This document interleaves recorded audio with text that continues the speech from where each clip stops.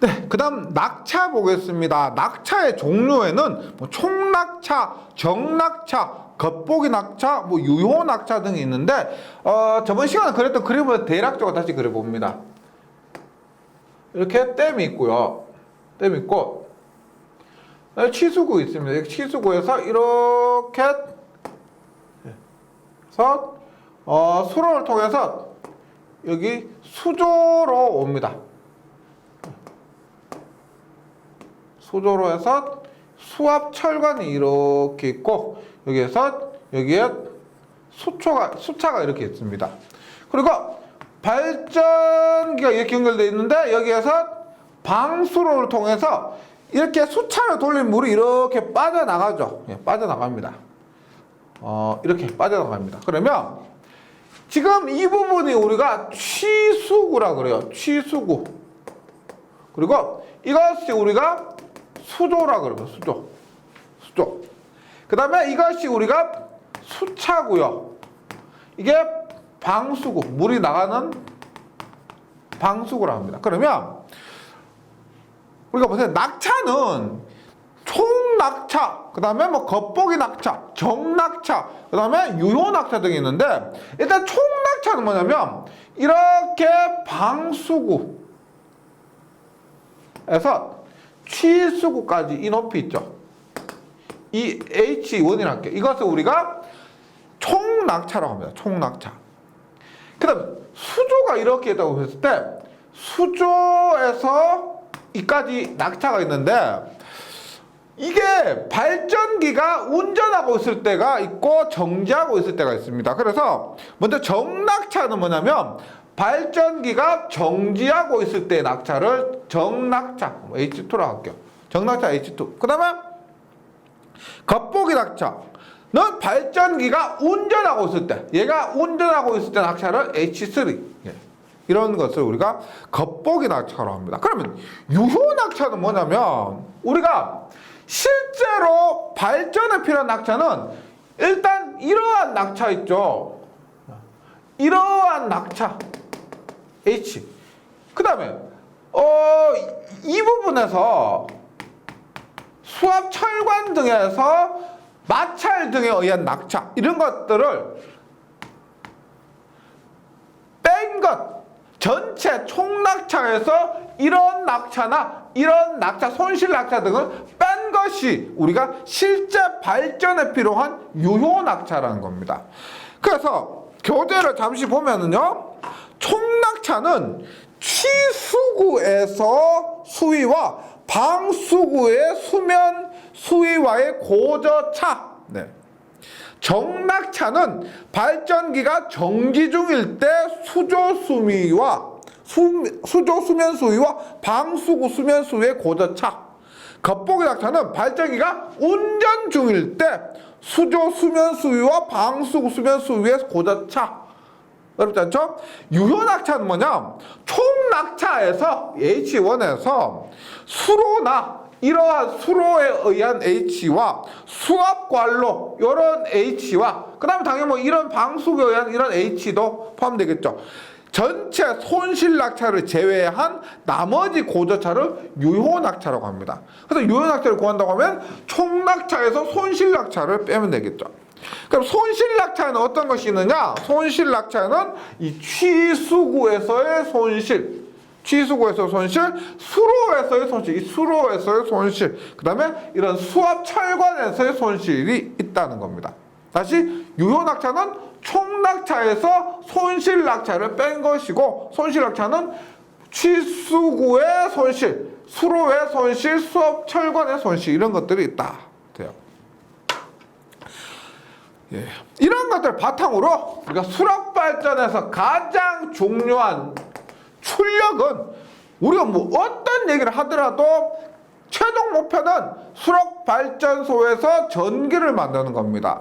이때 P는 9.8 QH고 킬로와트입니다.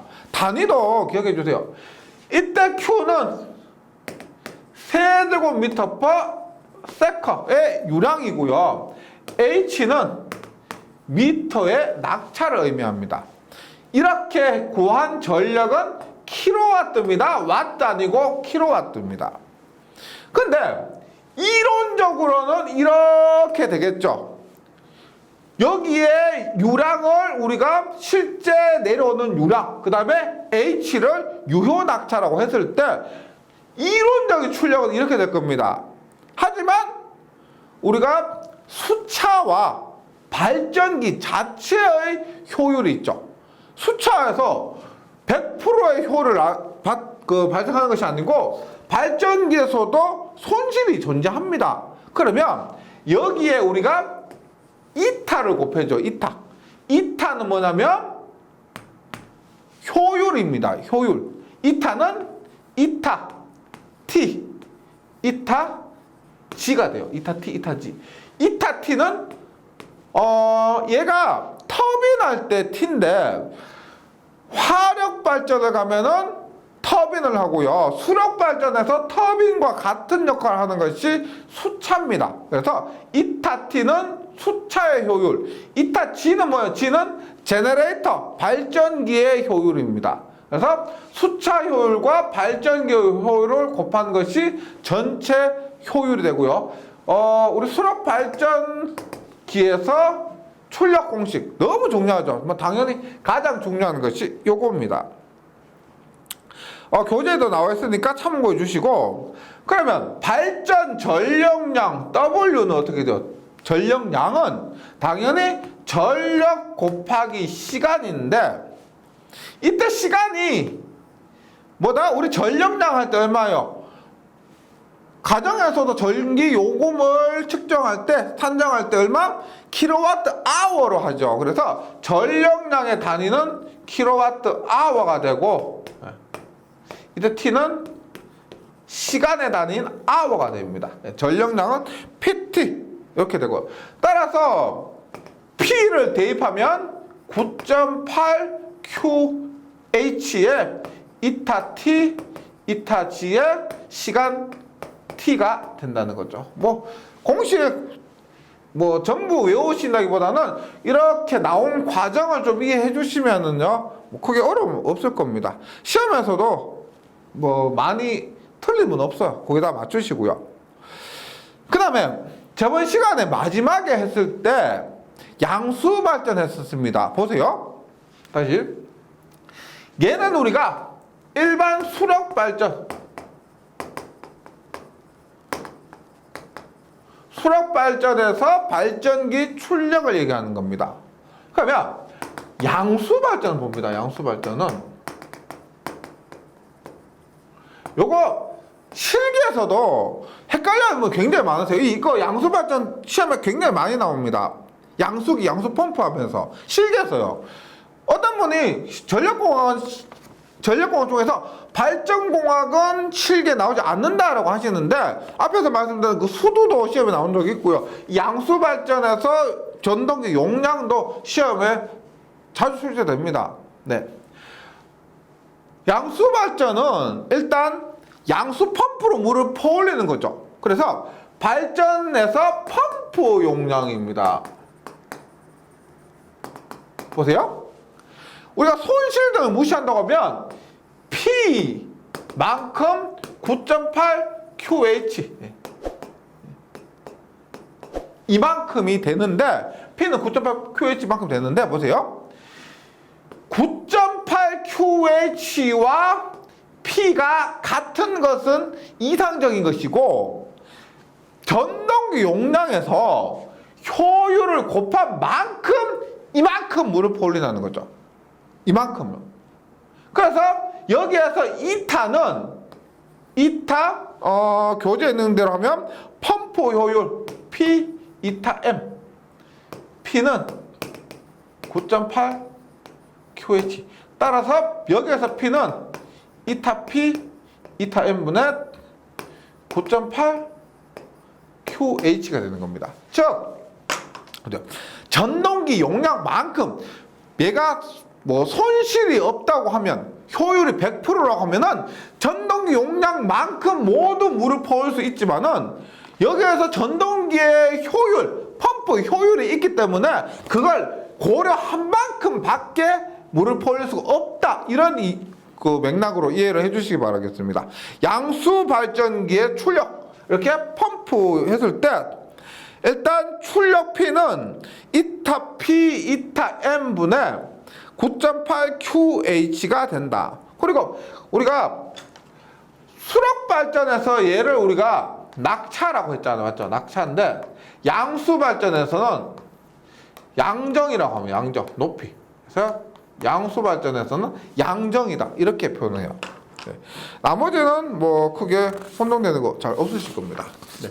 이것이 우리가 수력 발전소에서 발전기 출력, 근데 양수 발전에서 뭐 펌프 용량 혹은 그때 출력 있죠? 이것 중요한 공식이니까요. 꼭 정리해 주시고, 그 다음에 나오는 부분은 뭐 그냥 자주 나오는 부분 위주로 용어 위주로 제가 설명을 드리도록 할게요. 댐이 있습니다. 댐은 잘 아시겠지만 뭐 소풍도 가고 하시죠. 우리가 제가 사는 근처에 보시면은 뭐 대청댐 있고 한데요. 뭐 서울 이쪽으로도 댐 있으니까 뭐 흔히 뭐 TV에서 많이 볼 수도 있고요. 이 부분은 외워야 되겠다 생각하지 마시고 그냥 그렇구나 하고 넘어가 주시면 돼요.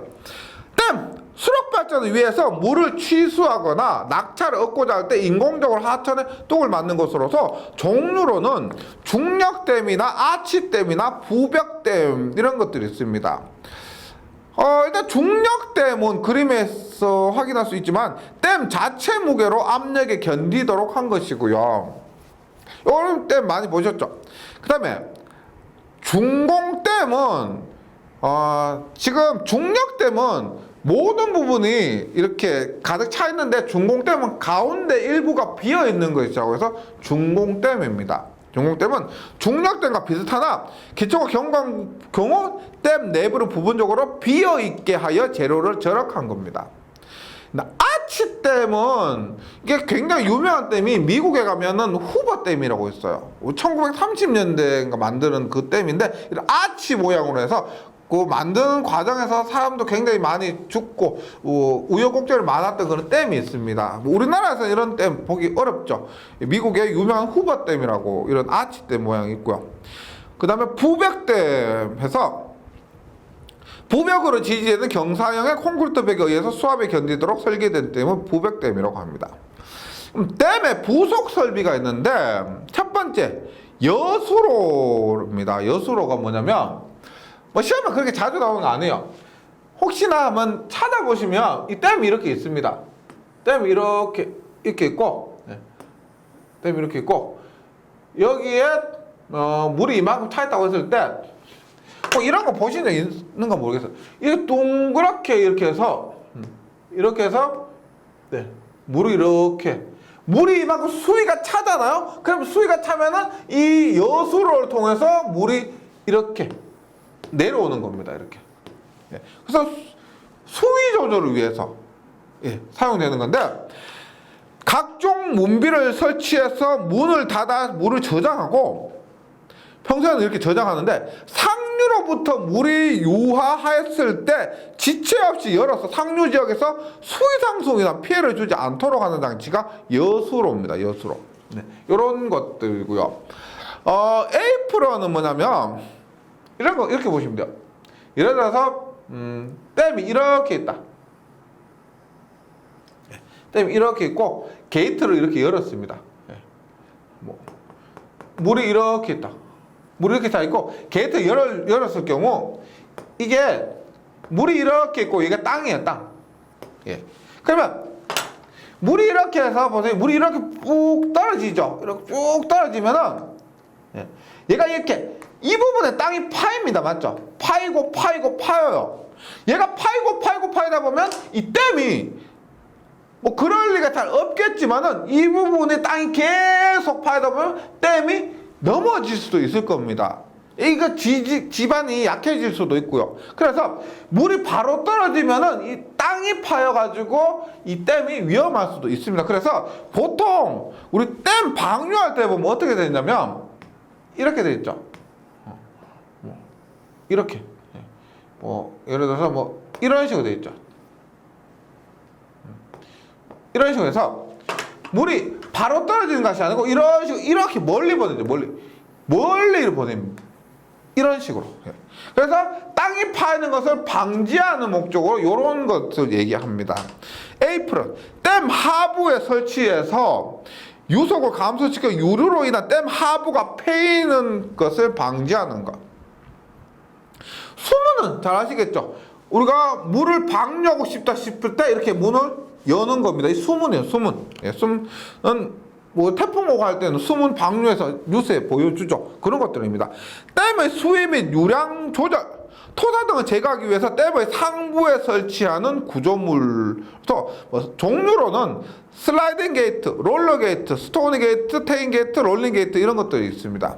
언어는 말 그대로 우리가 여기 하류에 있던 고기들이 상류로 올라가기 위해서 이 댐 옆에 있죠. 이렇게 물이 고기들이 올라갈 수 있도록 비스듬하게 설치한 길을 어도로 합니다. 물고기가 다니는 길, 어도예요, 어도. 그러면 다음에 뭐가 있냐면 도수 설비가 있습니다. 도수 설비. 도수 설비라는 것은 물을 끌어들이는 설비다, 이런 의미예요. 그러면 제가 몇 번 그렸던 거예요. 다시 한번 그려보면 이렇게 저수지가 있고 방금 한 게 댐이죠. 이 댐에 대해서 얘기했고 어떻게 취수구부터 여기에 침사지가 있습니다. 침사지가 이렇게 있고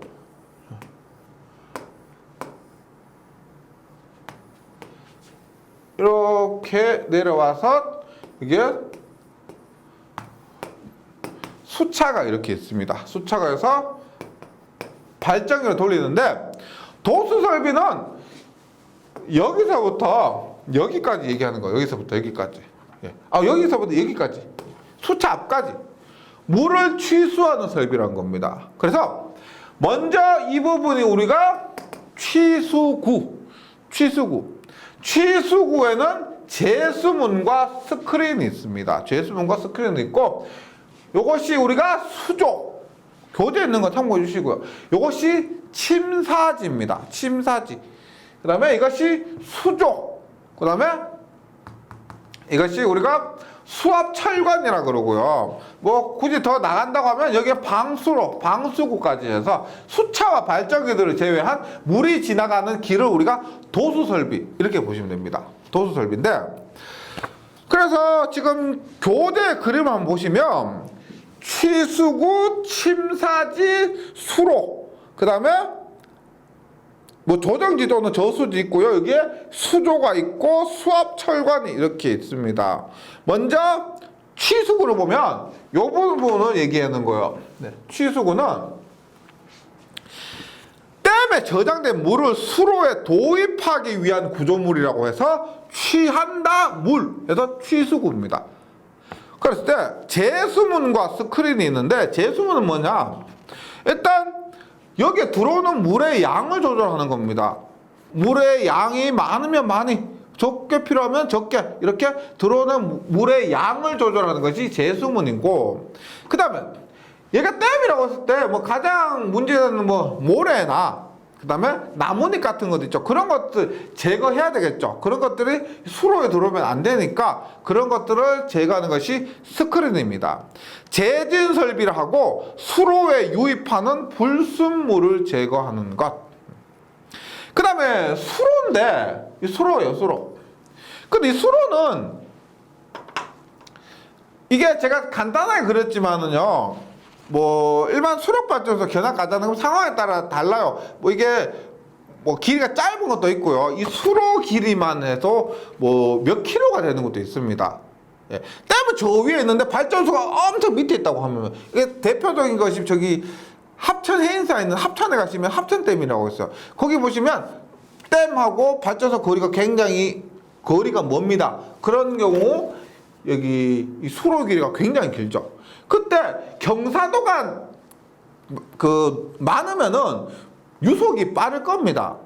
그 다음 경사도가 작으면은 유속이 느릴 거예요. 그 장단점이 있는데 일단 수로는 취수구부터 유입된 물을 수조에 도입하기 위한 설비로서 수로의 종류로는 개거식이 뭐요? 열려 있다는 겁니다. 밖에서 볼 수 있는, 그러니까 그 뚜껑이 없는 그런 수로를 얘기하고, 터널식은 말 그대로 터널 형식으로 만들어진 것이고, 암거식은 구조물 밑으로 낸 도랑 같은 거 있어요. 구조물 밑으로 낸 도랑 같은 것을 우리가 암거식이라고 하는데, 수로의 종류는 보통 개거식, 위를 덮지 않고 열리는 것과 터널식, 그 다음 암거식, 이 세 가지 정도의 종류가 있고, 그 다음에 수로의 기울기에 따라서, 이 각도라고 하지만 우리가 기울기에 따라서 압력이 거의 없는 무압수로, 기울기가 1000분의 1입니다. 1000분의 1이라는 것은 얘가 1000이고요 1, 이러한 기울기를 1000이고 1이면 이것을 1000분의 1이라고 합니다. 그래서 1000분의 1에서 1500분의 1이니까 경사도가 작죠. 1000의 1이니까요. 그래서 유속이 2에서 4m 정도 되는 무압수로라고 합니다. 무압수로. 뭐 수로식에서 보통 사용되고, 유압수로는 어떻게 300의 1이야. 300의. 이거보다 경사도가 좀 더 많죠. 그래서 유압수로라고 하면서 댐 수로식에 보통 사용되면서 기울기가 300분의 1에서 400분의 1 정도 되고요. 이때 유속이 3에서 5m/s입니다. 유속이 당연히 얘보다 더 빠르죠. 그럼 역사이펀이라고 있습니다. 역사이펀은 이 수로가 지나가는데 이 수로 위로 도로도 지나갈 수도 있고 철도가 지나갈 수도 있고 이러한 구조물을 얘기해요. 폭이 넓고 큰 도로나 철도, 화천 등을 통과할 시 땅 밑으로 관을 묻어서 수로를 설치하기 위한 설비를 역사이펀이라고 합니다. 네, 명칭 정도만 기억해 주시고, 그 다음에 침사지가 있습니다. 침사지, 말 그대로 뭐예요? 모래입니다. 모래나 나뭇잎 같은 것들이 이 수조 혹은 이 수차에 들어가면은 고장이 발생될 수가 있기 때문에요. 이거 침사지에서 유속을 굉장히 천천히 합니다. 유속이 빠르면 그만큼 여기 찌꺼기가 그대로 이렇게 통과해 버리겠죠. 유속이 느리게 되면은 이런 찌꺼기가 이런 식으로 바닥에 가라앉게 될 겁니다. 이런 설비를 침사지라고 하는데요. 수로에 유입된 물 속의 토사 등을 침전시켜 제거하기 위한 설비고, 이때는 유속이 0.2에서 0.3m/s입니다. 우리 앞에서 수로 같은 경우는 유속이 뭐 2에서 3 이 정도였는데, 여기 침사지는 0.2에서 0.3으로서 속도가 10분의 1로 줄어드는 거죠. 이렇게 해서 토사나 뭐 모래 이런 것들을, 뭐 나뭇잎 이런 것들을 우리가 침전시키기 위한 설비가 됩니다. 그 다음에 중요한 것이 이 수조가 됩니다. 수조에서 뭐 일단 유량을 조절해서 여기에 이렇게 수압철관 통해서 나가면 수차에 도착합니다. 수차에. 그래서 이 수조가 유량을 조정한다든지 안정성 등에서 중요한 역할을 합니다. 시험에서도 굉장히 자주 나오고요. 봅니다. 수조를 수조 보통 영어로 헤드탱크 이렇게 물탱크를 헤드탱크 이렇게 얘기를 하는데, 발전소의 부하 변동에 따른 유량 조절, 여기에서 내려보내는 물의 양을 조절해야 됩니다. 그 다음에 침사지에서 거르지 못한 부유물을 최종적으로 마지막으로 여기 수조에서 걸러낼 수도 있고요. 그래서 유량 조절 및 부유물의 최종적인 제거를 위한 구조물로서 최대 수량이 1에서 2분 정도의 저장 능력이 있을 것. 여기서 공급이 끊기더라도 수조 자체의 능력으로 1에서 2분은 물을 계속 공급할 수 있어야 된다는 겁니다. 근데 지금 제가 간단하게 그랬지만 이런 것들, 수압 철관 같은 것들이 지름이 굉장히 크죠. 뭐 이런 게 아니고 이렇게 엄청 큽니다. 그러니까 이 수조도 용량이 굉장히 커요. 그런 큰 용량이고 1에서 2분 정도의 물을 저장할 수 있어야 된다. 그러면 크게 나눴을 때 수조는 상수조와 조합수조, 상수조와 조합수조 두 개로 나누는데요. 일단 상수조는 무압수조, 압력을 조정할 수 없다는 겁니다. 압력을 조정할 수 없고 발전소 부하 변동에 대한 수차의 사용 유량의 증감 조절만 가능하다. 여기에서 내려보내는 물의 양만 조절 가능한 것이 이 상수조입니다. 당연히 수조니까 물의 양은 조절할 수 있어야 되겠는데 이 상수조는 그거밖에 못해요. 근데 조합수조는 유압수조라고 해서 압력을 조정할 수 있습니다. 조합수조를 보통 우리가 서지탱크라고 해요. 조합수조 서지탱크라고 하는데 부하 변동에 대한 유량 조절 기능, 즉 상수조가 하는 역할에다가 추가로 부하 변동 시 발생하는 수격작용을 완화시켜 흡수해서 수압 철관을 보호합니다. 예를 들어서 우리가 물이 막 내려가는데 여기가 막혔어요. 속도가 늘어요. 여기서 물이 잘 안 빠집니다. 그러면 여기서는 보내고 여기서는 잘 빠지지 않으면 이 수압 철관이 터져버릴 수도 있겠죠. 압력이 세버리면 터져버릴 수도 있을 겁니다. 그러니까 굵기도 굵지만 길이도 길고요. 그래서 압력을 조정하지 않았을 때 이 수압 철관이 많이 파괴될 수 있는데 이 조합수조는 이 자체에서 압력을 조정할 수가 있어요. 압력을 조정해서 이 수압 철관을 보호하는 겁니다. 보호하는 그런 역할을 할 수가 있는 것이 조합수조가 되고, 그림을 한번 참고해 주시면은요, 조합수조의 기능이라고 해서 조합수조 서지탱크인데 정상 상태일 때 수위가 있고, 그 다음에 부하에 따라서 뭐 압력을 A나 C로 조정할 수가 있다, 이런 의미예요.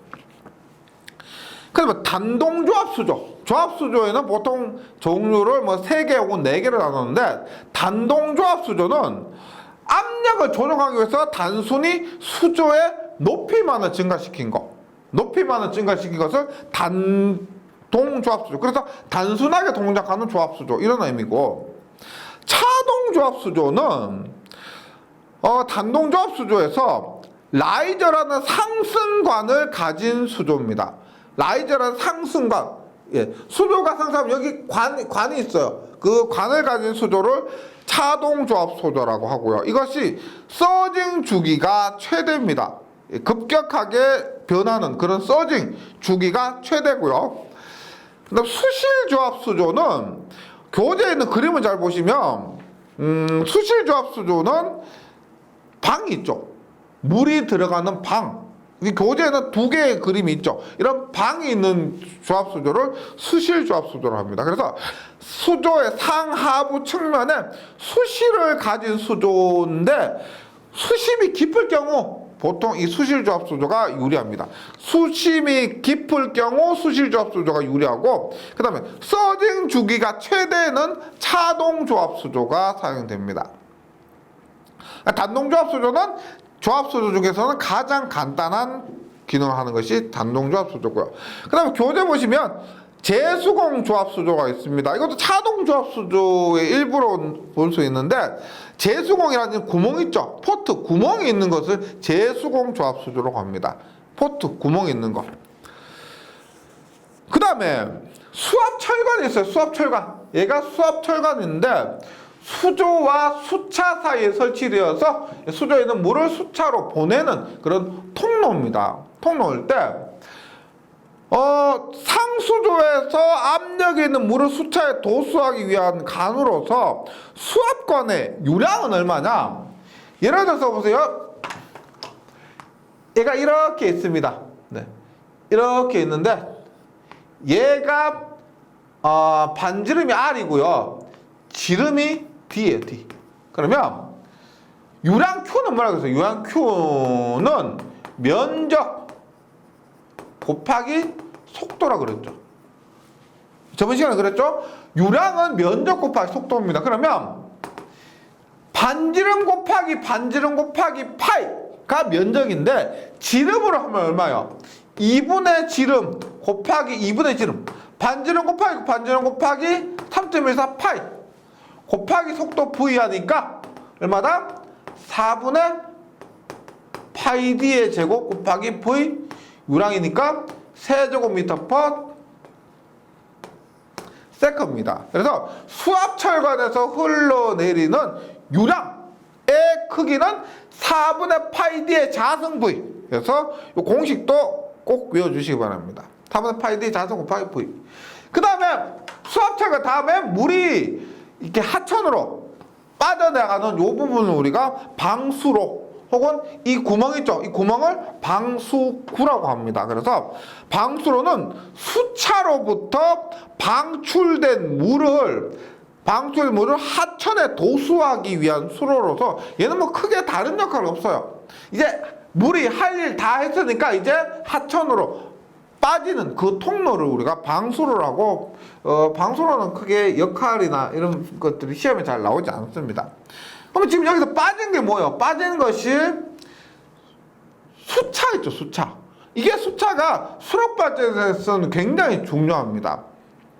그 다음에 수차하고 그 다음에 회전수. 당연히 이거 빨리 돌면 전기를 많이 발생하겠죠. 수차의 뭐 회전수, 유량, 낙차, 출력 등의 관계 등에 대해서는 다음 시간에 이어서 설명을 드리도록 하겠습니다. 이번 시간에 여기까지 하고요. 다음 시간에 다시 뵙도록 하겠습니다. 수고하셨습니다.